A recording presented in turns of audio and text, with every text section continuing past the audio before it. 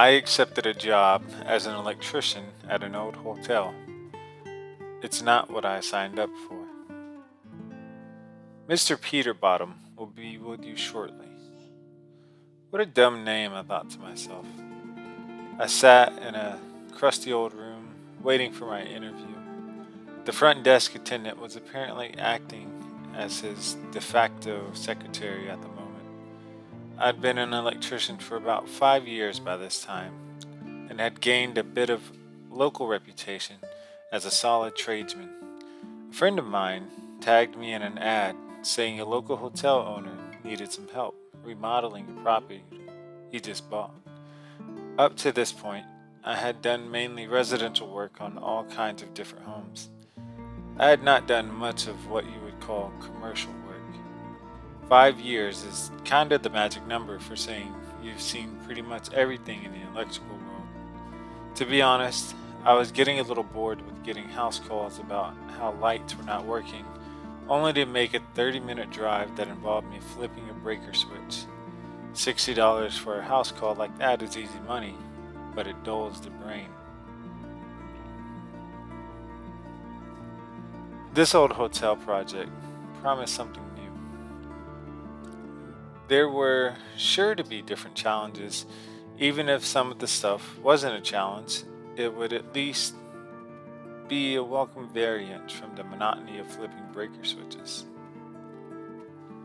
Mr. Peterbottom ambled in the room. Well, really, he kind of waddled. He was slightly overweight, but had the body language of a 400-pound man.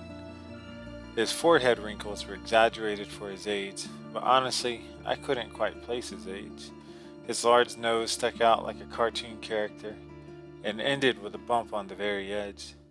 I would later notice that as his stress levels got higher, the bump would become more red, probably due to him picking at it as a nervous habit. His small spectacles stayed at the end of his nose, since the lenses were too close together to properly fit across the wide bridge. For a second, I thought I was being too harsh. When I'm that old, I probably won't be much to look at either. In fact, in my mid-20s, I'm not much to look at right now anyways. Mr. Peterbottom stared at a paper with a slightly condescending look. At a certain angle, I could see it was my resume.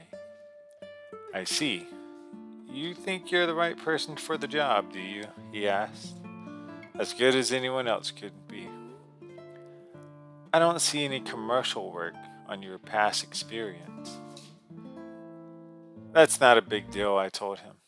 There's a lot of similarities between residential and commercial. The scale is slightly bigger is all. For those in the know, that's not exactly the truth, but without getting too technical here, it was close enough. The important thing was that old Mr. Peterbottom probably wouldn't know the difference. Very well, follow me. We walked into his office, a cramped room immediately behind the reception desk. There was exactly enough room for his chair and the desk. The small chair that was meant for people who were visiting with him actually blocked the door from opening all the way, keeping the door at a 45-degree angle, as the widest it could hope to be when someone came in. This proved to be a little bit more of an obstacle for Mr. Peterbottom's wide body as he entered ahead of me. As you know, I bought this place last month, and I am now in the process of fixing it up to a good condition. I surveyed my surroundings again and noted what I thought was mold around one of the vents. This place needed an electrician, all right. It also needed an HVAC guy, a plumber, a mold specialist, a carpenter, and probably a good demolition crew as well. There's been a couple snags in my plans, though. We are very far behind in the progress I originally set out to make. We keep hitting road bump after road bump. I wondered if it was really necessary for me to hear the whole backstory, if I just needed to get a statement of work and go from there. There are things here that I cannot explain. This made my ears perk up a little. Things that may not be easily explained by anyone really. Some of our long-term guests here complain of leaks, But when it is investigated, there are no leaks. People complain of lights not working, but when we go there, the lights are fine. People say the heat blasts higher than normal or that the temperature dips to freezing levels suddenly without explanation, but by the time we walk back to the room, it's normal again. Again, I wondered why I was being told the whole story and not just the statement of work contractors are usually told. I need someone with a little discretion, he said. What do you mean discretion? I asked. I mean someone who can work in an environment that may defy some of the natural laws of science or explanation. I was close to walking out. This guy wasn't really blaming the typical bad attributes of an aging property on the supernatural, was he? This may have been a waste of my time after all. I mean ghost, he said deadpan. There it was. He was absolutely crazy. People think of crazies as someone in a straitjacket or the guy on the street corner yelling at cars. Really, they are the people who outwardly are just like you and me in everyday life, but inside there is something way different going on. This seemed to be the case with Mr. Peterbottom. Mr. Peterbottom, I'm not sure if I am your guy. We can work through the gaps in commercial experience, but ghosts are kind of above my fort on the best of days. How do you know it's a ghost and not just the quirks of an old property? I know the difference.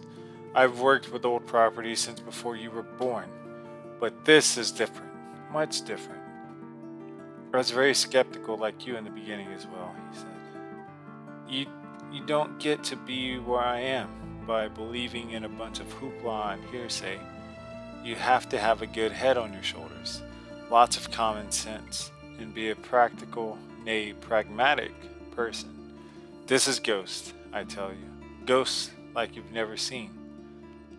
That was appropriate because I'd never seen a ghost before.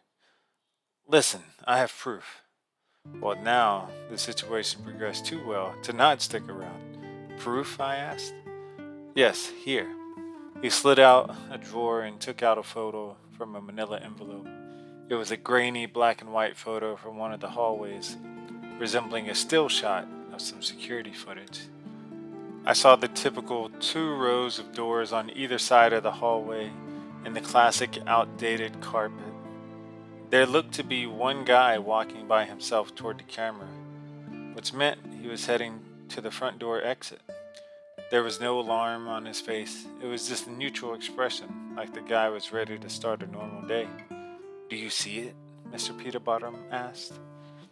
Obviously I didn't, but I wasn't sure how to convey this without being too crass. I let the silence speak for itself. There it is. He pointed to a place further down the hall, away from the guest. It was a small outline of a human figure. This is the thing that is causing all the trouble. What am I to do? I didn't have an answer for him. In fact, I was asking myself the very same question.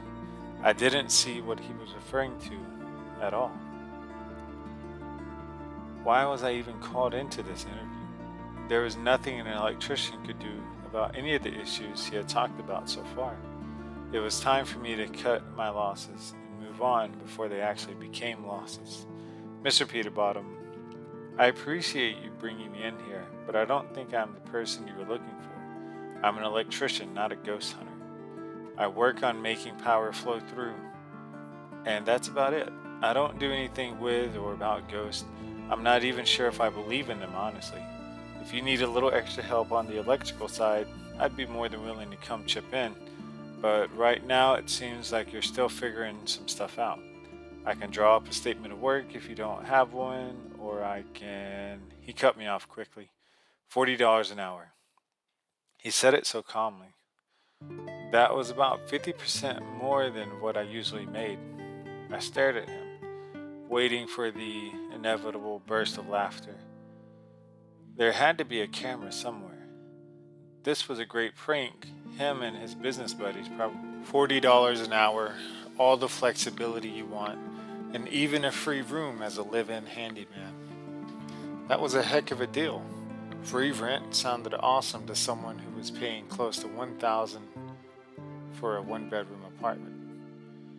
A hotel room was essentially the same thing, but free is sweeter, especially when you consider the pay bump that might come with it.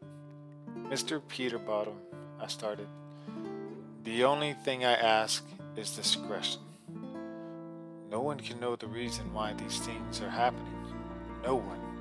We are working on getting the ghost. But until then, I need this business to stand on its own 2 feet. I thought about going public with this info, but I'm afraid it would cause too much attention. Any increased business from wannabe ghost hunters would be offset by the loss of all the regular customers. It's no good for any of us. I sat there, trying to digest all this new information. There was quite a lot going on. At the very least, I thought this was an old man who was losing his grip on reality. Maybe it was old age. Maybe it was all the mold in the vents. Maybe it was something else entirely. Either way, $40 an hour was kind of hard to turn down for a job that I would probably be able to coast through. If numerous previous electricians had tried and failed, I'm sure I could take my time with everything and blame any setbacks on the ghost. Okay, I said, let's do this. Wonderful, he said. This was the most chipper I've seen him so far. He went right into all the details of the job, hours, scope of work, everything. All the boring stuff. My room number would be 631, one of the furthest away on the top floor. You couldn't find a less convenient walking distance for a room, but it was free, so I had a little room or reason to complain. I packed my bags and left my little one-bedroom apartment for the one-room suite in a hotel. It had everything I needed. A fridge, microwave, dishes, sink, bathroom, closet, couch. It even had a kitchen table squeezed in, which I didn't have in my old apartment. It didn't take long to unpack and settle in, since I didn't have a lot in the first place. That first night, the place was freezing. I thought again about how this place needed a lot of different professionals to help turn it around. I wasn't always the smartest one money-wise, but I wondered at what point do businessmen decide this just isn't worth the trouble and abandon projects. This guy must be really loaded or just dumb. The dividing lines were not always mutually exclusive. I crashed on the couch watching some of the free cable television that places like this are so proud of that they think it's good enough to highlight right next to the no vacancy sign. 2:55 a.m. I woke up absolutely freezing. The light from the outside street lamps were casting a dull golden tint through the blinds. From that, I could see my breath as clear as if I was walking around outside during a snowy day.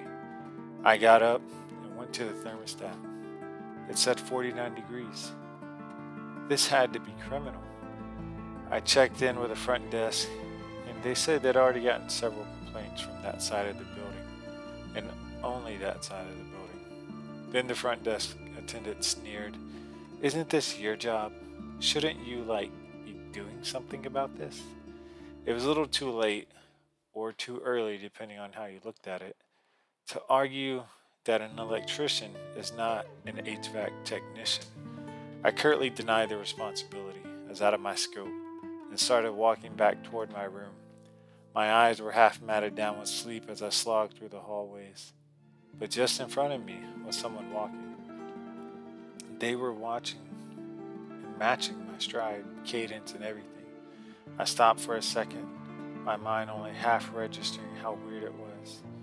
But when I stopped, they stopped too and turned around. They didn't make any movements to look for their room key or search for their pockets or look at their phone. They just stood there, their back to me, not moving, slightly hunched over like I was in my sleepy state. My head tilted sideways just a little bit like a dog when it's confused.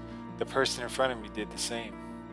My eyebrows raised with suspicion, and my heart started to pick up a little. There was no way this guy could see me.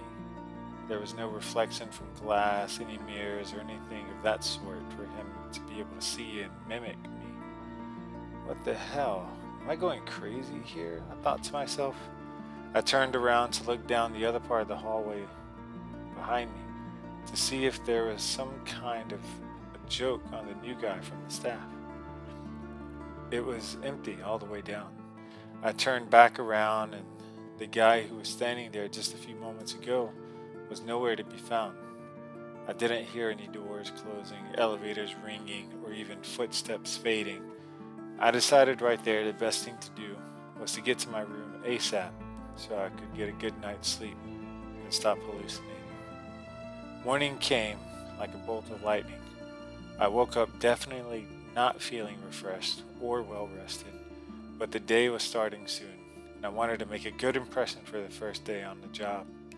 Walking out of the bedroom into the living room / kitchen portion of the room, I dug around for some of the food I had brought from my last apartment. I scrounged up some waffles and coffee, turned toward the small table to sit down. I had to stop for a second. There on the table was a piece of paper with neat cursive handwriting. That definitely wasn't there yesterday evening, or even in the middle of the night when I went to the front desk. Did Mr. Peterbottom sneak into my room? Or maybe it was the front desk playing with me last night. Either way, I didn't like it. I sat down to see what it said nonetheless. The note read, "Hello. It's been so long since I had a friend come and visit.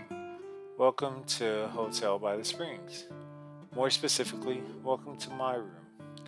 I am willing to share this space in the wider building, but there are some ground rules you must follow. I'll do my part as you do yours as well. Please take this seriously. As a fellow professional in our line of work, you know how serious it can be if someone doesn't follow the rules. I won't waste any more of your time since we have a mutual understanding.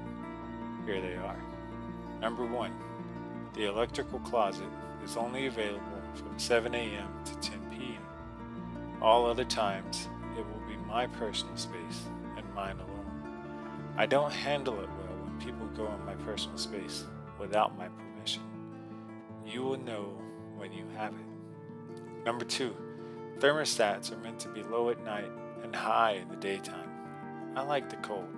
It reminds me of home. Unfortunately, this sometimes inconveniences people, but they are guests and have the option to check out at any time they like. This is my home, and I will run it as I see fit. Do not attempt to turn the heat up at night. It's very rude. Number 3. Playing games is good for the heart. The note ended there. I didn't know whether to chuckle, be mad about the lack of invasion of privacy, or what. One thing was for sure. I would be using the deadbolt at the top of the door to stop anyone from using a key to get unauthorized access to this room, although this wouldn't solve the issue of being able to secure the room when I wasn't inside it. I would just have to deal with that as it came up. For now, I needed to directly address this note. I took it downstairs to the front desk again.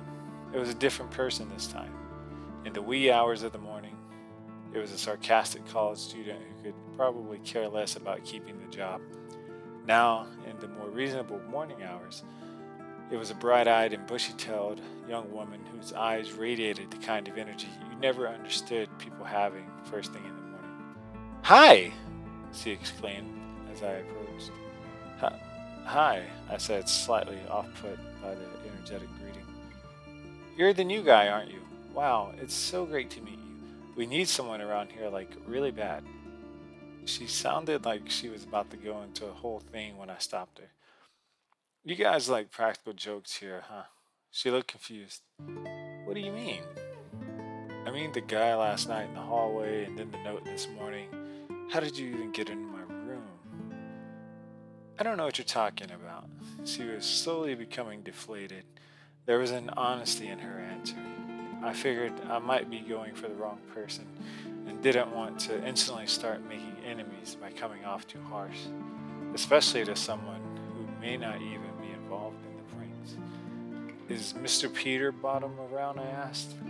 "Oh no, he usually only drops in once a week. He has other properties and places to be. This is only one of his many. Her smile slightly faded. I could tell that might be a point of contention for the staff for a whole bunch of different reasons. Who is the hotel manager? A blank look ensued. The conversation seemed to be derailing quickly. We're actually in between managers right now. Most of us know our jobs pretty well and just seem to click overall, so there isn't too much of a hierarchy. When guests call in to the front desk, I contact the appropriate person for the problem and they handle it. Who do I answer to? She looked affronted by the question. She just explained the process here and the lack of hierarchy.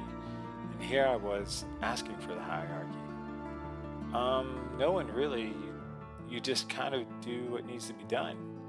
This sounded like a setup. There is definitely a lot less direction here than I thought there would be. Or what Mr. Peterbottom had explained previously. As someone who did a little better with more structure, this was not ideal for several reasons. I had asked for this job, though, and gotten everything I wanted so far, so I guess it was expected to have a little give and take, and for me to be more autonomous. If it was too easy, someone would have jumped on it a lot sooner. That led me to my next question. Say, what happened to the last electrician? I'm not really sure. He just kind of stopped showing up one day. He was getting a little crazy near the end anyways, always walking the halls at weird hours, talking to himself in front of guests in not the most guest-friendly ways. A few other things. He got shot pretty badly in the head. Some of us thought he may have had some mental issues as a result of that, but we never knew for sure. Then he just stopped coming down.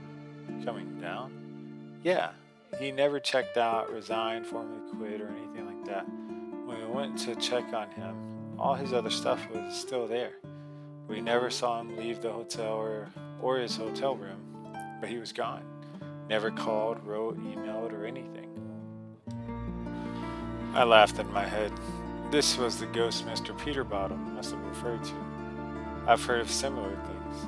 A Target employee gets the boot and lives in the store for years after being fired as a way of getting back at them. Or a homeless vet uses their survival and camouflage skills to camp out in plain sight for years in a warehouse or some other big retailer.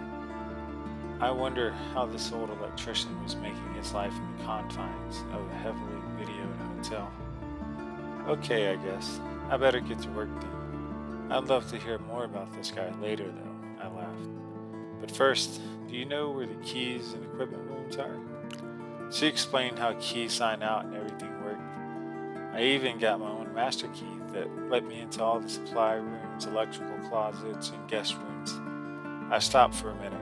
Rule number 1 popped in my head. I checked my watch to humor myself. 9:30 a.m. Plenty of time before the curfew from the note. That also reminded me to follow up later on who else was around. Since there was no overall management, it was up to me to meet and greet my fellow hotel workers.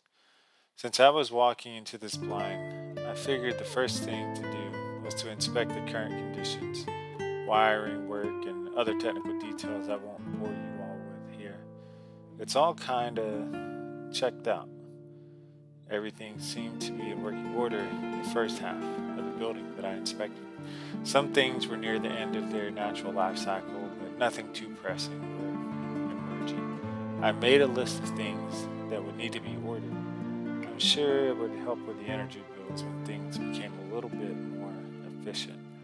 I checked my watch near the end of the day, 8:25 p.m. Where did the time go, I wondered. I had only inspected about half the building. The other half would have to be done tomorrow. As for now, it was time to put everything up. I checked my watch near the end of the day, 8:25 p.m. Where did the time go, I wondered. I had only inspected about half the building so far. The other half would have to be done tomorrow. As for now, it was time to put up everything. I was sure Mr. Peterbottom would be happy to hear about my progress. I would also be happy too. but more about the paycheck. $40 an hour for almost 12 hours. For the work put in today, it seemed to be too good to be true. On that note, I also wondered how I logged hours. Did he just take my word? Surely not. Did I just miss out on a whole day's wages by not documenting it properly? Definitely not. I wouldn't let that happen. All this was going through my mind so fast as I walked right past the equipment room and had to double back. When I turned around, there he was again. His back was to me just like last time. I scanned around a lot more quickly. No reflective surfaces or any way he could see me. This must be an elaborate prank with an earpiece and others watching me on the cameras. It also struck me at that moment I hadn't run into any other employees besides the front desk woman from earlier.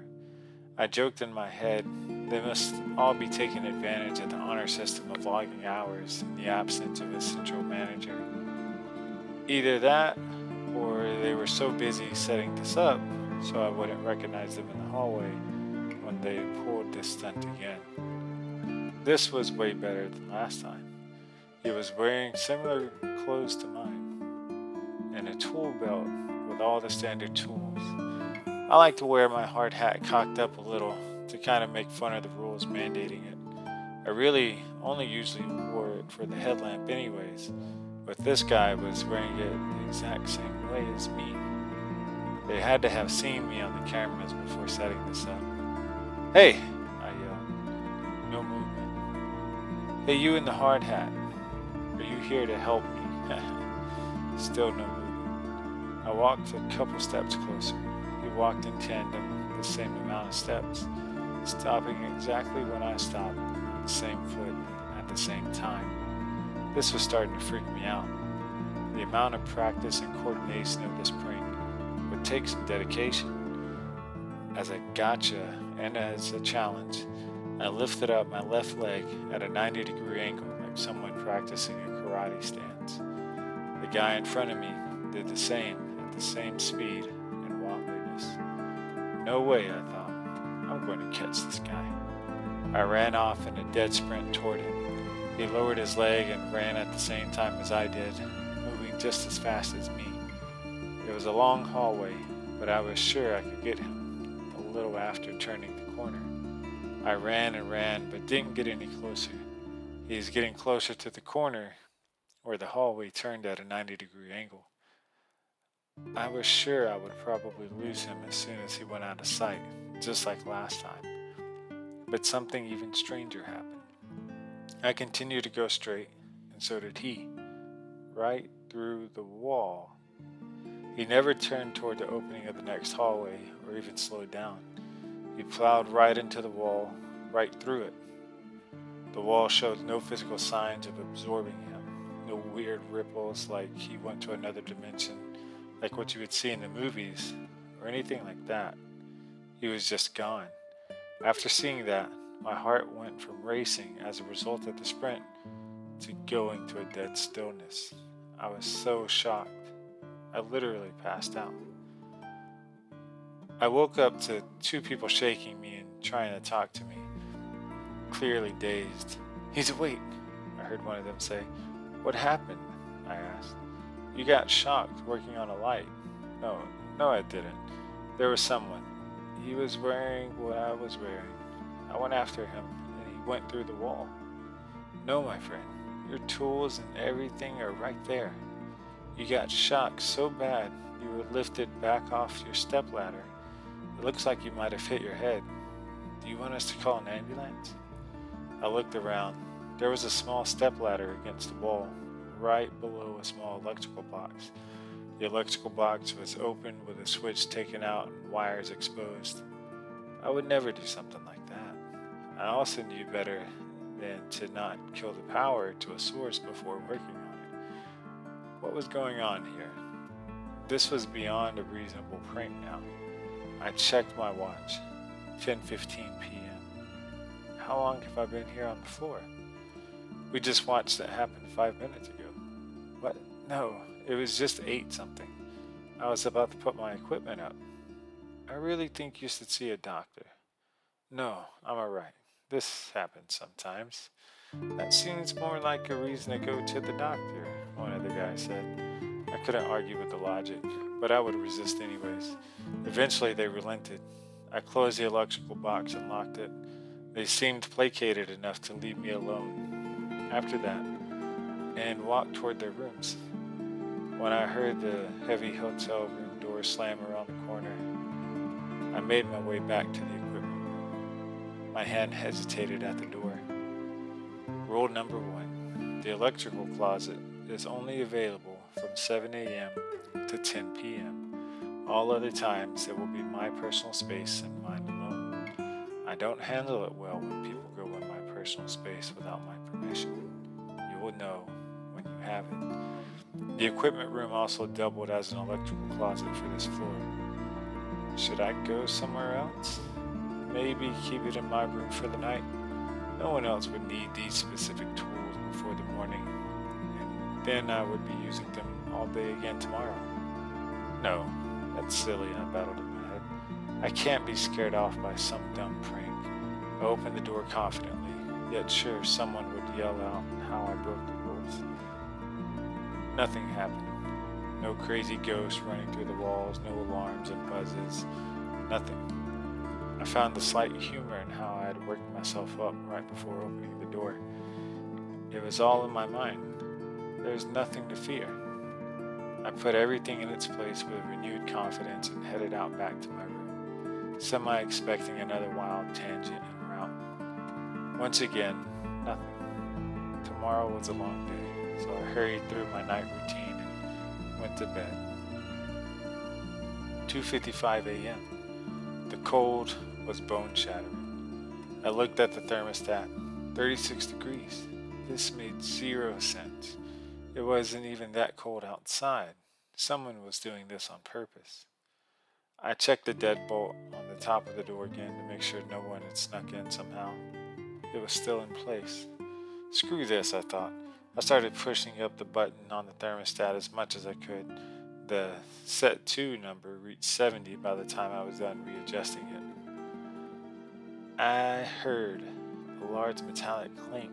The HVAC system roared to life. The typical smell of dust burning when the heater hasn't been turned on in a while filled the room. I felt the air coming out of the vent. It was still ice cold, but wanting to warm up. I put on a light jacket and crawled back in bed, dozing while I shivered a little. I couldn't have been more than 10 minutes when I heard a terrible sound. I shot up instantly, checking the clock on my phone. 2:15 a.m. What the hell? I was sure it had been way later than that. I thought for a minute. A power outage wouldn't affect my phone like it would a plugged-in alarm clock. The clock on the wall was operated by batteries and said 2:15 a.m. as well. Did I oversleep by a full 24 hours? Just then, I heard a shrilling laughter, made all the weirder by the fact that it was a man's laughter, but was still at such an unnaturally high pitch. I got out of bed cautiously. As I approached the bedroom door that connected to the living room/kitchen area, the laughter got louder. Someone was in the hotel room with me. Who could it be? I didn't recognize the person making the noise. I looked around for a weapon before I opened the door. I didn't really have anything since I packed so light when moving in. I worked up the courage for a minute, knowing this would probably have to be a fist fight or praying the other guy didn't have a weapon of his own. Hopefully, this was just the crescendo of the prank. I tore open the door, not knowing what to expect. There, on the couch, was the someone just sitting there. A man who was exactly my height and everything. It took a minute for my eyes to adjust. When I looked at his face, I saw my face. "Hello," he said. He resembled me in every way but my voice. "I told you I like games. Do you like this one?" "I don't know who you are, but you need to leave now." "I've been trying to leave for a long time, but now I finally figured it out." "Figured out what?" "The door is right there, just leave." "It's not that simple." I need a replacement. A what? You see, she won't let me leave unless I have someone who can take my place. Are you high? And now you're here. You didn't play according to the rules. Now it's your turn. What rules are you talking about? Who is this she you're talking about? You will meet her soon enough if she wants. You guys may even just talk for forever. You need to leave right now. The man grabbed me by both shoulders before I could make a move. He stared deep into my eyes with a big toothy smile. He then rocked his head back in what I thought was a giant yawn, but his mouth continued to widen and widen, his jaws unlatching like a snake. I felt an intense iciness hit me. My soul was being sucked out very slowly. I started to freak out and resisted as hard as I could, but there was no budging. The world around me started to swirl in a vertical motion. It looked like I was in a gray warp tunnel that kept spinning faster and faster. The man made no sound. The warp tunnel made no sound. It was complete silence, a deafening silence. Out of my peripheral, I saw a sleek woman wearing a long dress. It was the kind you would expect at a ball or formal gala. She walked from side to the front of me. "Hello," she said calmly. "Congratulations on your selection." She was hypnotizing. The warp tunnel turned purple wherever she walked, making a large contrast against the gray. "You are mine now. You are mine until the time you find me a replacement, but you are mine now. I've played this little game for centuries. Many people have come through these lands. Native Americans, Italians, Spaniards, French, the English, and now the Americans. When the Americans are gone and the next crop comes, I will still be here playing my game. And you may be here with me as well. I collect souls like yours for fun. They never take the game seriously and always fail. The technology changes, the building and people change. Over time the language changes, but the basic premise is always the same. I am merciful, so I will allow you to set your own rules. But here are my rules. You must design a game for our next victim. A simple one. A simple set of rules will do. The simpler they are, the more likely they are not to complete them. You humans have that going for you for some reason. The more detailed the rules, typically the more likely you are to find someone compliant, and less likely you are to be released from my game. Your soul will be trapped in this building until the building is torn down, where you find the next person. Think of it as a cosmological form of tag that you played as a child, or, better yet, Simon Says. However you think of it does not bother me. I will have my fun either way. The man holding my shoulders released me. I stopped looking at the woman explaining her cruel game and turned to him. His mouth was slowly closing. I assumed he was getting ready to leave his paranormal prison, a much happier camper than I. As his head came back together, he no longer looked like me. He was himself again, a gruff-looking older man about 40 years old, dressed in clothes from the 1960s. I could imagine it now. He found some note with dumb rules and just laughed it off. He probably never gave it all the anxious thought I did. He probably never gave it a second thought either, like I had kept it on my mind. He looked at me with genuine concern, leaned in, and said, "I'm sorry, but thank you." With that, his body began forming puzzle pieces that broke at the edges, blurring away as they detached. The outline of his body got smaller and smaller until he was no more. I don't know where he went or how long he had been there, but he was gone now. It was just the woman and I now. She beamed with excitement the way a kid looks at a new toy. "Watch this," he said, and directed my attention to a break in the warp tunnel. I could see Mr. Peterbottom and the front desk woman from earlier. They were in my hotel room. "I'm sorry, sir. I tried calling him for 2 days. We had to get the police because the deadbolt was on the door and we needed help opening it. I could see the door was removed from inside the tunnel. That's quite all right. There is nothing more we can do. He must not have liked the job very much, I suppose. It still would have been nice to get some sort of a heads up before he left. I'm not sure how he did the deadbolt while leaving, but that was an extra insult. Rest assured, I will pass the word around. He will never work in this town again. I wanted to scream out for help, but I knew it would be in vain. The woman next to me smirked, almost as if she could read my thoughts. I felt helpless and alone. You are not alone. That jolted me. Could she read my feelings and my thoughts? You are with me now. You will feel no hunger, no pain, and no want, except maybe the want to return to your human world. I've settled into my new existence slowly. I thought of rules to get others to play by, but couldn't fully decide. I was always racked by guilt about the thought of sentencing someone else to this existence. So now I wait. I have limited contact and interaction with the outside world.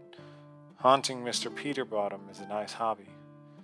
Causing lights to go off when he has important guests over, misplacing papers, and randomly causing wrinkles in the carpet so he trips. The usual ghostly antics. Today, there has been a little more energy in the air. I'm not sure what's happening at first. I float on over to Mr. Peterbottom's office. There is a nicely dressed man sitting across from Mr. Peterbottom. I slowly make my way around to see his face. Yes, Mr. Peterbottom, this is the place I want to work. I have a very special connection to it. It's like there is a certain energy to it, just waiting to be released. I believe I can release that energy. Well, you are certainly qualified, perhaps overqualified, Mr. Peterbottom said hesitantly. But I think you will do quite well. As the interviewee's face came into view, I froze. It was the man who was in my hotel room that night, the one who had made the rules for my game and captured me in exchange for his own release. What was he doing here? Yes, I have a lot of plans for this place, he smiled.